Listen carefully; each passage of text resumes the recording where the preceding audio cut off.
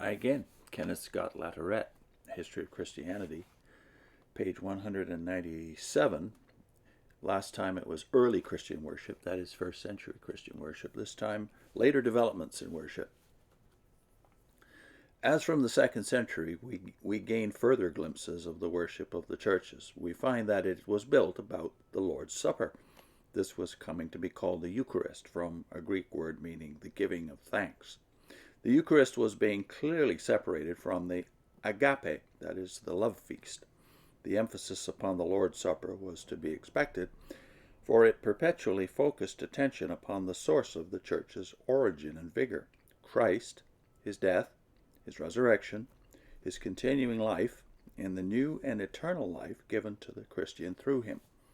It was with the narrative of the death and resurrection of Christ, if we may judge from the proportion of space given it in all four Gospels, and from the emphasis upon it in the other writings of the New Testament, that the instruction of, this is a controverted pronunciation, catechumens or catechumens was largely concerned, that is, those who were being discipled and readied for baptism.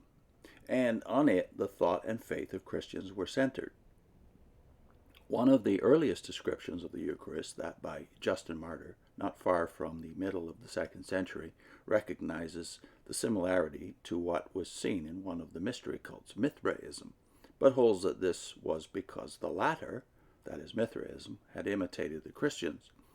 Latterly, it has been repeatedly asserted that in baptism and the Eucharist, Christians borrowed from the mysteries, and that Christianity was simply another one of these cults, with Christ as its hero God, slain by his enemies and raised from the dead, and like them, drawing its appeal and power from the assurance to the initiates that through its rites the believers would share in the death and in the resurrection and immortality of its God.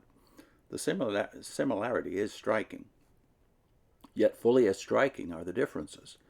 None of the others could point to a clearly historical figure, nor could the other figures begin to match Christ in teachings and character. It was in retaining their belief in Jesus Christ as fully man as well as fully God that the majority of Christians rightly discern that the uniqueness of their faith consisted, against the Gnostics, who would minimize or reject Jesus as a particular man who lived at a particular date in history, or the Marcionites, who held that he was not truly flesh, but only seemed to be a man, or those who maintained that he was merely an ordinary man, who somewhere in the course of his life had been adopted by the divine Spirit. There is no proof of either conscious or unconscious copying from the mystery religions by Christians. Indeed, the voluminous writings of Christian apologists of the early centuries, which have survived, make very little mention of the mystery religions. Their attacks are directed rather against the Greek and Roman polytheism, with its pantheon and its stories of the gods, or against the Greek philosophies, as though the mystery cults did not count. Presumably, many Christians were aware of the latter and might even once have been adherents of them. They may have carried over into Christianity some of the conceptions of religion derived from them. This, however, is yet to be demonstrated. Certainly, Christianity was essentially different from what we know of these cults, and the similarities are only superficial. Already, in the second century, the chief day of worship and of the celebration of the Eucharist was Sunday, and the reason given was that it was on the first day of the week, the Lord's Day, that Christ had been raised from the dead.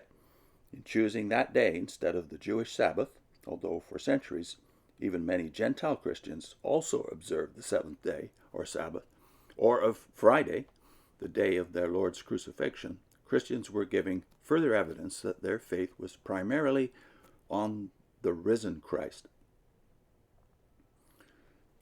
More to come about the worship of the early Christians. I'll put in a link to J.W. Org's Gnostic heresy. That is threefold. 3 points are highlighted in this fairly long video. That is the idea of an anointed elite, a spirit or spiritual resurrection, and what amounts to a new light, good news, or gospel.